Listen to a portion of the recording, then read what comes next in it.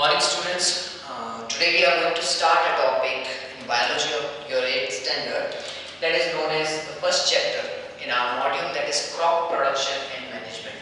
Okay, so in this chapter we are going to talk about the common crop production and management. Simple language में जब हम इसको बोलते हैं, हम खेती के नाम से जानते हैं, फार्मिंग के नाम से जानते हैं, तो इस चैप्टर के अंदर हमको टोटल ओवरऑल पूरी स्टडी करनी है कि किस तरह से कौन कौन सी अलग अलग फसलें होती हैं, कौन कौन सी अलग अलग क्रॉप्स होती हैं, किस तरह से उन क्रॉप्स को ग्रो किया जाता है, क्या क्या स्टेप्स होते हैं क्रॉप को ग्रो करने में, किस तरह से हार्वेस्ट किया जाता है, किस तरह से उनको यूज में लाया जाता है, स्टोर किया जाता है, इसके बारे में कंप्लीटली हम इस चैप्टर के बारे में पढ़ने वाले हैं।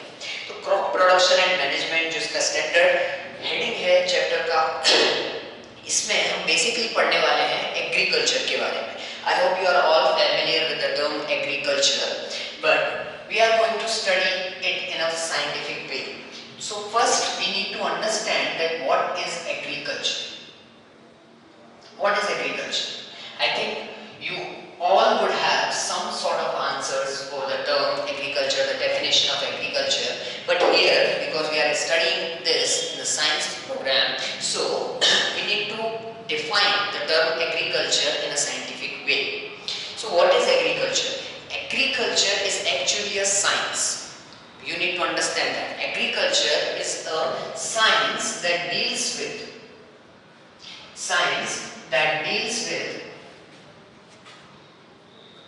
with what? It is a science which deals with two things. It deals with first cultivation simply means growing, cultivation of plants. First, I'm going to write it again. Two things. One is cultivation or growing of plants, and second is raising the livestock. Okay, so two things are there in the agriculture business. That is the cultivation of plants. We grow various plants, different type of plants, what we call as crops. Those crops, they can be either cereals or they can be either oil crops, seed crops, various types of crop we are going to discuss further. Growing those plants for human use is called agriculture. And the next part of agriculture is raising the livestock. Livestock means the living organisms. Some animals are domesticated. You know, there are domesticated, पालतू पशु जिनको हम बोलते हैं. Some animals are domesticated for the use of human beings. हम humans कुछ animals को हम लोग क्या करते हैं, ग्रो करते हैं, रेस करते हैं एक सर्टेन तरीके से, एक सही तरीके से. ये दोनों चीजें मिला करके क्या कहलाती हैं, एग्रीकल्चर. जैसे कि इसमें अलग अलग क्रॉप्स आप जानते हो, wheat, rice, maize, soybean etcetera. And livestock what we prepare like poultry farms और buffaloes, cows, what we raise them and maintain their quality to get some products for the human use. And when both of these things are used for human welfare or human use, this complete process is known as agriculture. Okay, so agriculture एक science है जो कि deal करती है दो चीजों के साथ, the cultivation of plants and raising the livestock. ठीक है, तो पशुपालन और खेती, जिसको हम नॉर्मली फार्मिंग के नाम से, शेतकरी के नाम से जानते हैं, उसका इस्तेमाल हम ह्यूमन यूज के लिए जब करते हैं तो उसको एग्रीकल्चर बोला जाता है. I think you are clear with the definition of agriculture now. अब हम थोड़ी सी एग्रीकल्चर की हिस्ट्री के बारे में बात करते हैं.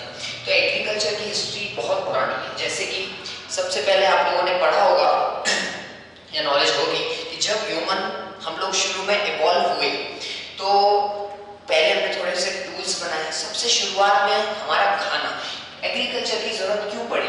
एग्रीकल्चर हमें डायरेक्टली क्या करता है, इन सारे तरीकों से हमको फूड प्रोवाइड करता है. क्लियर हो आप सब लोग? एग्रीकल्चर क्या करता है, फूड प्रोवाइड करता है. और फूड क्यों? Food is the only source of energy.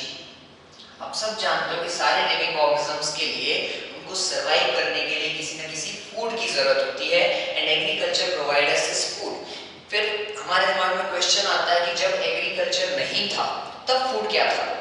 तो शुरुआत में जब ह्यूमंस इवॉल्व हुए तो एग्रीकल्चर अभी तक डेवलप नहीं हुआ है, तो ह्यूमन क्या करते थे, वो डायरेक्टली प्लांट से अपना फूड लेते थे। जैसे अलग अलग टाइप के फूड वो डेवलप करते थे, जैसे कि वेजिटेबल, अगर कोई नेचुरल वेजिटेबल उनके एनवायरनमेंट में है तो उसको डायरेक्ट प्लांट से तोड़कर वो लोग खा लेते थे, या फिर कोई फ्रूट उनको दिखाई दे रहा है पेड़ के ऊपर, उसको डायरेक्टली तोड़कर वो खा लेंगे, या फिर कोई एनिमल है उनको हंट करके, बाद में जब ह्यूमंस ने टूल्स डेवलप कर लिए, औजार बना लिए, तब वो क्या करने लगे, एनिमल्स को हंट करके फिर उनको फूड की तरह यूज करने लगे। लेकिन धीरे धीरे जैसे ही ह्यूमन सोसाइटी सिविलाइज होने लगी, ठीक है, नदियों के किनारे पे to the bank of the rivers जब वो रहने लगे, गांव बना के रहने लगे, तो उन्होंने एग्रीकल्चर डेवलप किया। एग्रीकल्चर में जैसे आप नॉर्मली जानते हो कि पहले सॉइल को तैयार किया जाता है, लेवल किया जाता है, फिर उसके अंदर सीड्स बोए जाते हैं, सीड्स आर सोन, सीड को सेलेक्ट किया जाता है, उसके बाद मैन्योरिंग की जाती है, फर्टिलाइजर्स डाले जाते हैं, इरिगेशन किया जाता है, यानी कि पानी दिया जाता है, सिंचाई की जाती है, उसके बाद जो एक्स्ट्रा प्लांट्स होते हैं जिसको वीड्स हम बोलते हैं उनको निकाला जाता है, फिर जो क्रॉप जब ग्रो होती है तो उसको हार्वेस्ट किया जाता है और उसको थ्रेश करके फिर उससे ग्रेन्स निकाले जाते हैं। इस तरह से एग्रीकल्चर की पूरी प्रोसेस होती है। क्या प्रोसेस होती है और कौन कौन से टूल्स इसमें काम में आते हैं, वो सारी चीज़ हम लोग इस चैप्टर में पढ़ने वाले हैं। लेकिन एक चीज़ उससे पहले हम और डिस्कस करेंगे कि एग्रीकल्चर के अंदर इस तरह से नॉर्मल शुरुआत में जो ह्यूमन बीइंग था उन्होंने एग्रीकल्चर करना स्टार्ट किया, अपने लिए फूड ग्रो करना स्टार्ट किया, वो नेचुरली प्रेजेंट फूड के ऊपर उतना ज़्यादा डिपेंडेंट अब नहीं थे, उन्होंने अपने लिए फूड बनाना शुरू किया, ग्रो करना शुरू किया। लेकिन अभी तक जो धीरे धीरे क्या हुआ, पॉपुलेशन बढ़ने लगी, और पॉपुलेशन बढ़ने के लिए जो फूड था, जो ग्रेन्स थे, सीरियल्स थे, उनकी रिक्वायरमेंट बढ़ने लगी, डिमांड बढ़ने लगी। तो धीरे धीरे क्या हुआ, इस लास्ट पूरी सेंचुरी के अंदर जो एग्रीकल्चर का फील्ड है उसके अंदर बहुत सारे डेवलपमेंट आए। बहुत सारे डेवलपमेंट में जैसे कि हम लोग ज़्यादा यील्ड वाली, ज़्यादा प्रोडक्शन वाली, ज़्यादा बेटर न्यूट्रिशनल क्वालिटीज़ वाली क्रॉप्स उगाने लगे, हम पेस्टिसाइड्स, हर्बिसाइड्स, वीडिसाइड्स का इस्तेमाल करने लगे, ठीक है, बहुत सारी मशीन्स का इस्तेमाल करने लगे, ट्रैक्टर्स का इस्तेमाल करने लगे, हार्वेस्टर्स का, थ्रेशर्स का इस्तेमाल करने लगे। तो इन सारी चीज़ों की वजह से लास्ट सेंचुरी के अंदर क्या हुआ, जो ओवरऑल एग्रीकल्चर का यील्ड था, जो प्रोडक्शन था, वो काफ़ी ज़्यादा लेवल पे बढ़ गए, और उस बढ़ने की वजह से हम इसको बोलते हैं ग्रीन रेवोल्यूशन या agricultural revolution. So next term you need to keep in mind is agricultural revolution, agricultural revolution और ग्रीन रेवोल्यूशन। अब आप बोलोगे कि कब हुआ, तो किस टाइम पीरियड को हम ग्रीन रेवोल्यूशन बोलेंगे। तो ग्रीन रेवोल्यूशन या एग्रीकल्चर रेवोल्यूशन का जो टाइम था वो था 1960s टू अराउंड 1970s। तो स्टार्टिंग जो माना जाता है ग्रीन रेवोल्यूशन का, दैट इज कॉल्ड एज 1960। क्यों हुआ, क्योंकि इस टाइम पर क्या किया गया, हमारे साइंटिस्ट ने बहुत ज़्यादा मेहनत की, इंडिया के साइंटिस्ट ने, और उन्होंने कुछ ऐसे केमिकल्स बनाए, पेस्टिसाइड्स, हर्बिसाइड्स, जिसकी वजह से वो सारे पेस्ट, कीड़े मकोड़े, जिनकी वजह से फसलों का नुकसान होता था, ठीक है, वीड्स जो खरपतवार होते हैं, जो अनवांटेड ग्रास होती है हमारे क्रॉप के साथ, उसकी वजह से फसल को नुकसान होता है, उन सब को खत्म करने के लिए हमने केमिकल्स बनाए। दूसरा, नए नए ब्रीड्स बनाए गए, नई नई नस्लें बनाई गई अलग अलग क्रॉप्स की, राइस की, वीट की, जैसे आपने सुना होगा एटलस 66 वीट के लिए, या सोना कल्याणी, सोनालिका, राइस की भी बहुत सारी ब्रीड बनाई गई। You will be amazed to note that India में अभी अराउंड 60,000 राइस की अलग अलग ब्रीड्स हैं, ठीक है। तो इस तरह से बहुत सारा प्रोडक्शन हमको बढ़ने लगा। आप लोग को याद होगा कि इंडिपेंडेंस के टाइम पे हमारे अंदर प्रोडक्शन, इंडिया में प्रोडक्शन काफ़ी कम हो चुका था, लेकिन 1960s 70s आने तक इतना प्रोडक्शन बढ़ गया था कि ना केवल हम अपनी जो रिक्वायरमेंट्स थी, हमारी इंडिया की जो रिक्वायरमेंट्स थी उनको पूरा कर सके, बल्कि सीरियल्स को एक्सपोर्ट भी करने लगे, ठीक है, अलग अलग क्रॉप्स को हम लोग एक्सपोर्ट भी कर पाए। तो इस ड्रास्टिक चेंज को हम क्या बोलते हैं, ग्रीन रेवोल्यूशन बोलते हैं। ये आप लोग को थोड़ा ध्यान रखना चाहिए। तो इस तरह से लास्ट सेंचुरी के अंदर एग्रीकल्चर काफी बड़े स्केल पे डेवलप होता गया, आगे चल बढ़ता गया, ठीक है। एग्रीकल्चर जो है के अंदर या 3 मेजर कैटेगरीज के अंदर डिवाइड कर सकते हैं। आप बोलोगे कि एग्रीकल्चर में सिर्फ फसलें नहीं उगाई जाती, तो 3 कैटेगरी में हम एग्रीकल्चर को डिवाइड कर सकते हैं। There is agriculture. एग्रीकल्चर के अंदर कौन कौन सी चीजें आती हैं आप देखो। एग्रीकल्चर की चीज के अंदर एक टर्म हम लोग डिस्कस करते हैं, that is known as agronomy. Agronomy, agronomy क्या है? जैसे कि आप टर्म से देख सकते हो, agronomy is a fusion of 2 words and these words are agriculture, agriculture plus economy. ठीक है, पहले एग्रीकल्चर का फोकस सिर्फ इतना था कि हम अपने खाने के लिए अपने क्रॉप्स बना लें, लेकिन धीरे धीरे जैसे जैसे रिक्वायरमेंट बढ़ने लगी तो हमें पता चला कि अगर हमारे पास ज्यादा है तो हम उसको एक्सपोर्ट कर सकते हैं, दूसरी कंट्रीज को दे सकते हैं और उससे कुछ पैसा बना सकते हैं, that is known as economy. So agriculture और इकोनॉमी को मिक्स करने के लिए क्या करना जरूरी था कि एग्रीकल्चर में न्यू टेक्निक्स का इस्तेमाल किया जाए, नए नए साइंटिफिक कंसेप्ट्स का इस्तेमाल किया जाए, जिसकी वजह से हमारा जो ओवरऑल प्रोडक्शन है वो प्रोडक्शन काफी ज्यादा बढ़ जाए और उससे एक इकोनॉमी बनाई जा सके। तो एग्रोनॉमी क्या हो गया? Agronomy is basically the use of new techniques, new biological principles to increase the yield of your crop, to increase the production, to earn money and for human use, directly for the profit. Agriculture में new techniques का इस्तेमाल करके जब profit के लिए काम किया जाता है तो उसको हम क्या बोलते हैं? एग्रोनॉमी बोलते हैं। ठीक है, एग्रीकल्चर के अंदर एक और टर्म आती है जिसको हम बोलते हैं हॉर्टिकल्चर। हॉर्टिकल्चर, तो आप जानते होंगे एक तो हमारे खेतों में, हमारे फील्ड्स में सीरियल्स उगते हैं जैसे कि वीट, राइस, मेज एक्सेट्रा, लेकिन उसके अलावा आप जानते हो कि और भी अलग अलग टाइप के प्लांट्स हैं जिनको उगाया जाता है, कमर्शियली उगाया जाता है और उनसे प्रॉफिट बनाया जाता है। कौन से वो प्लांट्स होते हैं? सच एज फ्रूट्स, आप जानते हो अलग अलग ऑर्किड्स होते हैं जिसके अंदर स्पेशल टाइप के जैसे कि एप्पल के लिए या फिर ग्रेप्स के लिए अलग अलग टाइप के ऑर्चिड्स होते हैं या वाइन्स होते हैं। तो फ्रूट्स को डेवलप करने के लिए, वेजिटेबल्स को डेवलप करने के लिए, ग्रो करने के लिए, vegetables and ornamental plants, and ornamental plants. Ornamental का मतलब होता है सजावटी पौधे। ठीक है, जो गार्डन वगैरह में हम लोग रखते हैं, जो देखने में अच्छे लगते हैं, डेकोरेशन के काम में जो प्लांट्स आते हैं उनको हम ऑर्नामेंटल प्लांट्स बोलते हैं।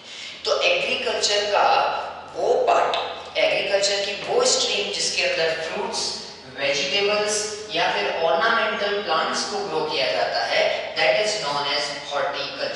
सो horticulture is the development of या cultivation of fruits, vegetables or ornamental plants. I hope you understand. And the third major stream of the agriculture is animal husbandry.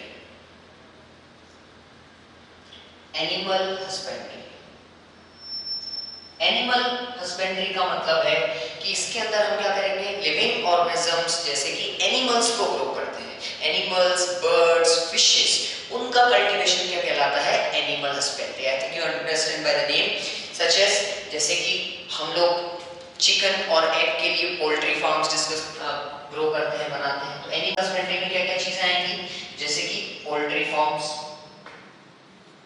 Poultry farms, ठीक है, उसके अलावा dairy farms जिसके अंदर cause and buffaloes को develop किया जाता है, ठीक है, उनको रखा जाता है, उनका लाइव स्टॉक बनाया जाता है, इसको हम सब क्या बोलते हैं? लाइव स्टॉक बोलते हैं सबको। पोल्ट्री फार्म्स, डेयरी फार्म्स, उसके बाद और मैं कुछ एग्जांपल दे देता हूं आपको। पिसीकल्चर, पिसीकल्चर का मतलब होता है, पिसीकल्चर का मतलब होता है फिश बिजनेस, फिशेस को डेवलप करना, उनको ग्रो करना, उनकी अमाउंट बढ़ाना, ठीक है, ये सारा मछली पालन जो होता है उसको हम पिसीकल्चर बोलते हैं। इस तरह से और भी कई सारी चीजें हैं, वर्मीकल्चर है, और आपके जो हनी के लिए हम लोग बीज को डेवलप करते हैं, बी कल्चर है, वो सारी चीजें किसके अंदर आती हैं? एनिमल हस्बेंड्री के अंदर आती हैं। तो इन सारी चीजों को मिलाकर के हम क्या बोलते हैं? एग्रीकल्चर। एग्रीकल्चर में कुछ इंपॉर्टेंट डेफिनेशंस हैं which are agronomy. Agronomy is the use of modern techniques and concept to develop agriculture. It is agriculture plus economy known as agronomy. Next one is horticulture. Horticulture is अगर simple बोले तो उसको उद्यानिकी बोलते हैं हम लोग, वानिकी। तो horticulture is cultivation of fruits, vegetables and ornamental plants. Okay, इन सब को कल्टीवेशन को हम हॉर्टिकल्चर बोलते हैं। और तीसरा स्ट्रीम है एग्रीकल्चर का animal husbandry, in which we develop, we grow the live stock.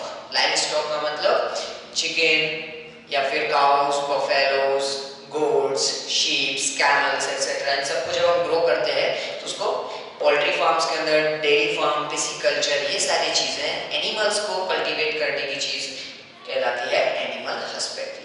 ये कुछ बेसिक डेफिनेशंस हैं एग्रीकल्चर के बारे में। I hope you understand and remember all these concepts. Then हम लोग अपने बेसिक टॉपिक पे आते हैं, that is crop production. Okay, so before going to the crop production, की क्रॉप प्रोडक्शन कैसे किया जाता है, खेती या फार्मिंग कैसे की जाती है, कैसे क्रॉप उगाई जाती है, वहां जाने से पहले हम लोग समझते हैं कि क्रॉप्स होती क्या है और क्रॉप्स कौन कौन सी क्रॉप्स इंडिया के अंदर होती हैं, उनके एग्जांपल्स क्या क्या हैं, क्या क्या टाइप की क्रॉप्स हैं, उन सब के बारे में हम लोग पढ़ते हैं। Next topic we are going to discuss is crop plants. What are the crop plants? इसको भी हमको डिफाइन करना पड़ेगा। ठीक है, आप सब जानते हो कि कोई भी अगर सीड ग्रो किया जाए ठीक से और उसको अच्छी कंडीशंस मिले सीड को, ठीक है, वाटर, सनलाइट, ऑक्सीजन, सारी चीजें उनको बराबर मिल रही है तो वो ग्रो होकर के एक प्लांट बनाएगा। ओके, लेकिन क्रॉप और नॉर्मल प्लांट उगाने में क्या डिफरेंस है? एक तो हम अपने गार्डन में जाते हैं, एक पेड़ उगाते हैं, तो उसको हम क्रॉप नहीं बोल सकते। क्रॉप क्या होता है? क्रॉप के अंदर आपको ध्यान रखना है that same kind of plant, एक ही जैसे प्लांट्स होने चाहिए क्रॉप के अंदर, सेम काइंड ऑफ प्लांट्स। ठीक है, same kind of plants which are grown और कल्टीवेटेड, ग्रोन या फिर हम लिख सकते हैं कल्टीवेटेड। कल्टीवेशन का मतलब भी ग्रो करना होता है। When same kind of plants are grown or cultivated and harvested, harvested का मतलब होता है निकालना, फील्ड से उनको निकालना। जैसे अपनी वीट की क्रॉप रेडी हो गई तो उसको क्या करना पड़ेगा, हमको बाहर निकालना पड़ेगा, कट करते हैं उसको, उसके बाद थ्रेश करके उससे सीड्स निकालते हैं। तो जब सेम काइंड के प्लांट को ग्रो किया जाता है, कल्टीवेट किया जाता है एट लार्ज स्केल, ये आपको याद रखना है। छोटे से गार्डन में अगर आपने 10 पेड़ गेहूं के उगाए तो उसको हम क्रॉप नहीं बोलेंगे, it should be at the large scale. ठीक है, लार्ज स्केल पे काफी ज्यादा अमाउंट में आपके पास सेम तरह के प्लांट्स होने चाहिए। लार्ज स्केल क्यों करते हैं हम? फॉर द प्रॉफिट और सब्सटेंस, हमारे प्रॉफिट के लिए। तो सिंपल एक क्रॉप प्लांट की डेफिनेशन क्या होगी कि जब हम प्रॉफिट के लिए या हमारे जीने के लिए, सब्सटेंस के लिए, जब एक ही टाइप के प्लांट एक बड़े स्केल पे लार्ज फील्ड के अंदर जब ग्रो करवाए जाते हैं और हार्वेस्ट किए जाते हैं तो ऐसे प्लांट्स को हम क्या बोलते हैं? क्रॉप प्लांट्स बोलते हैं। You should know and remember this definition. When same kind of plants are grown और cultivated and harvested at large scale for profit और substance, it is known as a crop plant और a crop. Okay, I hope you understand. देखो, सबसे पहले जिन plants को crop की तरह use किया गया, आप लोग गैस कर सकते हैं कि सबसे पहले जो क्रॉप की तरह प्लांट्स को उगाया गया, first crop plants, first crop plants were the cereals, जिसको हम नॉर्मल लैंग्वेज में अनाज बोलते हैं। ठीक है, सीरियल्स, सीरियल्स यानी कि गेहूं, चावल, मक्का, व्हीट, मेज, राइस। ठीक है, ये सारी चीजें क्या कहलाती हैं? सीरियल्स। तो सबसे पहले जो इनको डेवलप किया गया, जो क्रॉप को डेवलप किया गया, उनको हम सीरियल्स बोलते हैं। अब सोचो कि सबसे पहले सीरियल्स ही क्यों? वेजिटेबल्स उगा सकते थे, लेकिन सीरियल्स को क्यों ग्रो किया गया सबसे पहले? उसके लिए हमें समझना पड़ेगा कि सीरियल्स क्या होते हैं, सबके अंदर कॉमन क्या है। एग्जाम्पल्स मैंने आपको दिए हैं, व्हीट, मेज, राइस आर ऑल सीरियल्स, जो अनाज होते हैं। क्योंकि क्या करते हैं, ये स्टेपल फूड बनाते हैं। स्टेपल फूड आप समझते होंगे, ठीक है, जो कॉमन बेसिक फूड होता है, जो हर रोज हम इस्तेमाल करते हैं, that is known as the staple food. So cereals provide us the staple food. That's why the first crop plants are cereals. और ये जो cereals है, इसमें क्यों करते हैं? क्योंकि cereals are basically tall grasses. क्या होती है? grasses होती हैं botanically, और वे normally tall होती है दूसरी grasses से. So these are tall grasses. और इन tall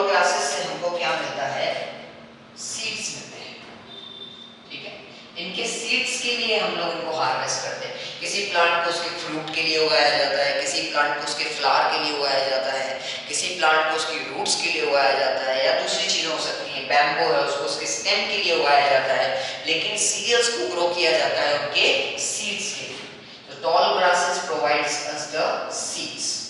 क्या बात होती है कि सीड्स के अंदर गेहूं, मक्का, चावल, इनके सीड्स के अंदर क्या होती है कि these seeds they are full of starch. उनके अंदर काफी ज्यादा अमाउंट में स्टार्च मिलता है, जो हमारा मेजर सोर्स है कार्बोहाइड्रेट्स का। हमारी बॉडी को बहुत सारे न्यूट्रिएंट्स के साथ साथ कुछ मैक्रोमोलिक्यूल्स की जरूरत पड़ती है, वो है आपके कार्बोहाइड्रेट्स, प्रोटीन्स, लिपिड्स यानी कि फैट्स और न्यूक्लिक एसिड्स। इसमें से प्रोटीन्स, कार्बोहाइड्रेट की रिक्वायरमेंट काफी ज्यादा होती है, आपने पढ़ा होगा बैलेंस डाइट में। So starch is the major source of our carbohydrate. Starch is then broken down into amylose and amylopectin, then it is broken down into glucose, and that fulfill the requirement of our carbohydrate needs. ठीक है, starch से हमको मिलता है, उसके अलावा इनसे हमें प्रोटीन्स मिलते हैं, विटामिन्स मिलते हैं, मिनरल्स मिलते हैं, फाइबर्स मिलते हैं। तो ये सारी चीजें सीड्स के अंदर, सीरियल के सीड के अंदर काफी अप्रोप्रिएट और अबंडेंट अमाउंट में मिलती है, जो हमारी बॉडी की बेसिक सारी रिक्वायरमेंट को पूरा कर देते हैं। इसलिए इन सीड्स को निकालने के लिए, सीड्स को ग्रो करने के लिए सीरियल्स को ग्रो किया जाता है। ठीक है, तो that's why cereals are so important. और इसीलिए क्योंकि सारी चीजें प्रोवाइड करते हैं, that's why the cereals made are staple food. इसलिए जो बेसिक फूड होता है ज्यादातर पार्ट में वर्ल्ड के, including India and other countries, the cereals are the staple food. अब स्टेपल फूड में अगर मैं आपसे बात करूं कि सबसे ज्यादा फर्स्ट नंबर पे जो स्टेपल क्रॉप आती है, सीरियल्स आती है, दैट इज द व्हीट। सबसे ज्यादा यूज किए जाने वाला स्टेपल फूड कौन सा होता है? व्हीट होता है, गेहूं होता है। उसके बाद नेक्स्ट जो सीरियल्स यूज किए जाते हैं, सीड्स यूज किए जाते हैं, that is rice, and rice is also known as paddy. ठीक है, नेक्स्ट इज राइस और पैडी। एंड थर्ड नंबर पे जो third place cereals used is the maize. तो पूरे वर्ल्ड के अंदर अगर हम काउंट करें कि कौन सा सीरियल सबसे ज्यादा इस्तेमाल किया जाता है, तो सबसे ज्यादा wheat, second rice and third the मेज। ये कुछ इंफॉर्मेशन है अपने सीरियल्स के बारे में। तो सीरियल्स को इस तरह से ग्रो किया जाता है ताकि उनसे हम सीड्स निकाल सकें, और सीड्स के अंदर आपसे हमको starch, proteins, vitamins, mineral, fibres etcetera मिल सकते हैं। That's why the cereal made the staple food. The most important या most common staple food is wheat, then rice, and then the maize. So I think you would have understand what are crop plants. In the crop plants, when the same kind of plants are grown or cultivated and harvested at a large scale for profit or subsistence, then it is known as a crop plants. तो ये सारे क्या होते हैं? crop plants होते हैं। I hope you have understood the definition and the basic concept of the cereals and why cereals are grown as a crop plant. अब हम लोग बात करते हैं कि इंडिया के अंदर कौन कौन से क्रॉप प्लांट्स आपको मिलते हैं। ठीक है, तो इंडिया के अंदर काफी अलग अलग वैरायटी के अंदर आपको क्रॉप्स उगाई जाती है। कॉमनली जो क्रॉप्स उगाई जाती है उनके बारे में हम लोग बात करेंगे। ठीक है, तो कॉमनली जो बात की क्रॉप्स हमारे इंडिया के अंदर होती हैं, उसमें आप देखो सबसे पहले जो क्रॉप का टाइप है वो है सीरियल्स। जैसे हमने अभी डिस्कस किया, सीरियल अनाज जो है वो सबसे ज्यादा उगाए जाते हैं। तो इंडिया के अंदर भी सीरियल्स होते हैं, और इंडिया के अंदर कौन से सीरियल होते हैं वो आप जानते ही हो। देयर आर व्हीट, राइस भी बनाया जाता है, उगाया जाता है, मेज उगाया जाता है, इसके अलावा barley and ragi are also major cereals grown in India. Okay, examples याद रखने पर पढ़ने, wheat, rice, maize, barley, ragi etcetera, everything is cereal. Okay, next हम लोग बात करते हैं अलग टाइप की। सो सीरियल्स के बाद नेक्स्ट टाइप की क्रॉप्स जो इंडिया में उगाई जाती हैं, व्हिच देयर आर पल्सेस। आप जानते हो पल्सेस, दाल, लेंटिल्स। ठीक है, तो पल्सेस के अंदर इंडिया में हम लोग क्या क्या ग्रो करते हैं? द एग्जांपल्स आर ग्राम, चना, ठीक है, पी, मटर जिसको बोलते हैं, different type of beans, different type of lentils, अलग अलग दालें जो होती हैं, मूंग मसूर और सारी दालें लेंटिल्स, तो दाल, चना, बीन्स, ये सारी चीजें क्या कहलाती हैं? पल्सेस कहलाती हैं। ठीक है, तो second type of group is pulses. The third type of crops in India are known as oil seeds. ये वो सीड हैं जिनको हम डायरेक्टली सीरियल की तरह इस्तेमाल नहीं करते हैं, इससे हम ऑयल्स निकालते हैं, ऑयल्स के प्रोडक्शन के लिए इस्तेमाल होता है। तो कौन कौन सी चीजें हैं जिनसे हम ऑयल निकाल सकते हैं? यू कैन गेस, जैसे कि मस्टर्ड या सरसों, इससे ऑयल निकाला जा सकता है। ठीक है, ग्राउंडनट, मूंगफली, ठीक है, ग्राउंडनट जो होती है उससे भी ऑयल निकाला जा सकता है। और इसके अलावा और भी एग्जांपल्स आप ले सकते हो, सनफ्लावर ऑयल, सनफ्लावर के सीड से भी ऑयल प्रोड्यूस होता है। तो इन सबको क्या बोलते हैं? ऑयल सीड्स बोलते हैं। नेक्स्ट हम लोग देखते हैं, इंडिया में कुछ क्रॉप्स ऐसी भी उगाई जाती हैं जो उनके रूट के लिए उगाई जाती है, रूट को हम इस्तेमाल करते हैं। These are known as root crops. Okay, these are known as root crops. What are root crops? Generally known root crop is sweet potato. Sweet potato is grown in India for their roots. ठीक है, sweet potato क्या होता है? root का modification है। Next we'll talk about there are some crops known as tuber crops. ठीक है, tuber term हम लोग आगे चल के पढ़ेंगे। Tuber is actually a modification of stem. Plants के अंदर जो स्टेम होते हैं वो अलग अलग फंक्शन परफॉर्म करने के लिए मॉडिफाई हो जाते हैं। तो जब किसी प्लांट का स्टेम फूड स्टोरेज करने के लिए मॉडिफाई होता है, फूड स्टोरेज के लिए मॉडिफाई होता है, तो उसको हम क्या बोलते हैं? ट्यूबर। और इसका सबसे फेमस एग्जांपल आप सब जानते हो, that is potato. So potato is also grown as a crop which is a tuber crop. इसके अलावा एक और एग्जांपल आप याद रख सकते हो, अगर आपने देखा हो, tapioca. Tapioca is also a tuber which is grown as a large scale such as tuber crops. Okay, next another type of crop grown in India are sugar crops. Any guesses? I think आप लोग guess कर सकते हो कि sugar crops कौन सी होंगी। sugar crops में सबसे मेजर है sugar cane, जो sugar बनाने के काम में आती है। ठीक है, तो sugar crops कौन सी है?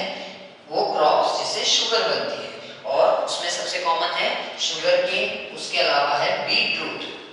beetroot भी आप जानते हो, beetroot is also very sweet and it is also used to make sugars. Okay, sugar crops are sugarcane and beetroot. Next, there are some different type of crops which are known as plantations.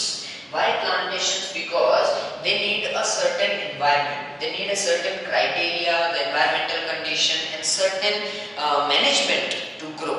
That's why they are known as plantation crops. So I will remove 2 or 3 examples from here, and there are some other crops in India known as plantation crops. कौन सी ऐसी crops होती हैं जिनको हम plantation crops बोलते हैं? Plantation crops are, you should remember that plantation crops are tea, coffee, okay, rubber, coconut, etc. These are known as the plantation crops. Okay, then next type of crop in India are the fiber crops. यानी कि वो crops जिनसे हम fiber मिलते हैं, रेशे मिलते हैं, fiber crops. Any guesses? Fiber crops. Fiber crops grown in India are mainly jute. आप जानते हो jute bags बनते हैं, उससे fiber मिलता है, और cotton आप लोग जानते हैं, ठीक है, कॉटन से भी फाइबर्स बनते हैं। तो वो क्रॉप्स जो फाइबर बनाने के लिए ग्रो की जाती हैं, those are called as fibre crops. Then there are another type of crops grown in India known as feed crops. These crops are mainly cultivated for feeding, mainly to the livestock, to the dairy animals and etc. The feed crops are oats, alfalfa. These are known as the feed crops which are used directly to feed. I would tell you about interesting thing about alfalfa. Alfalfa is a great source of calcium. Great source